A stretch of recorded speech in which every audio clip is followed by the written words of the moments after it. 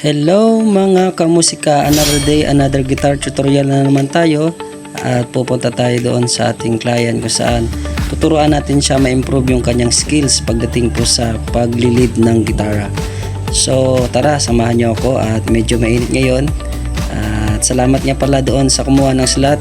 Meron pa po tayong natitirang slot kaya limited slot lang tayo, kaya chat na at PM na po para mabigay natin yung details natin.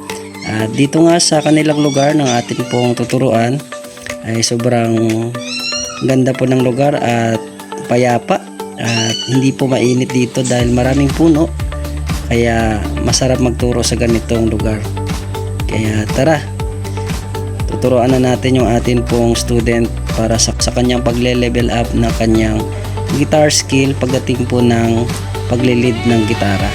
Kaya tara.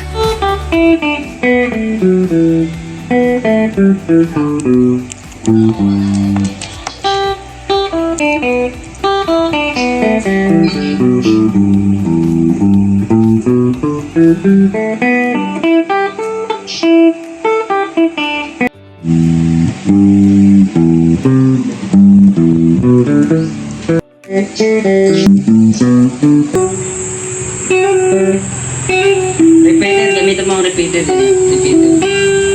Mali. Ginagamit din nasa kung gusto mo nga.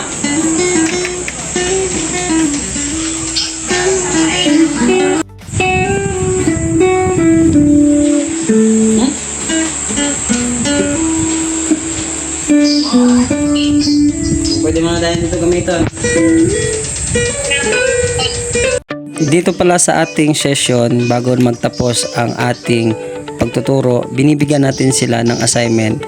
Sa gayon, magkakaroon sila ng interaction doon sa ating itinuro at mare-recall nila ang ating itinuro sa kanila. Sa gayon ay mapopokus sila sa pagtitraining, mapopokus sila sa pag-build ng kanilang skill at para pagbalik natin, next na tayo sa ating ituturo sa kanila.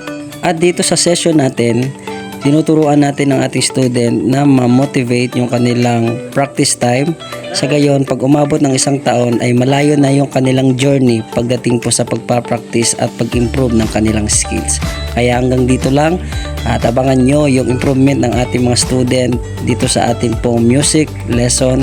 Meron po tayo ditong guitar lesson, meron tayong piano, meron tayong bass, and meron din tayong acoustic. Kung mahilig po kayo sa plucking, turuan po natin kayo mag-plucking and magkaroon po ng percussive style. Kung marunong po kayo kung gusto nyo po ng percussive style, ay magtuturuan din po natin kayo na ma-improve yung skills nyo. At nagtuturo din tayo ng drums sa mga gusto po matuturong drums. So salamat po and God bless.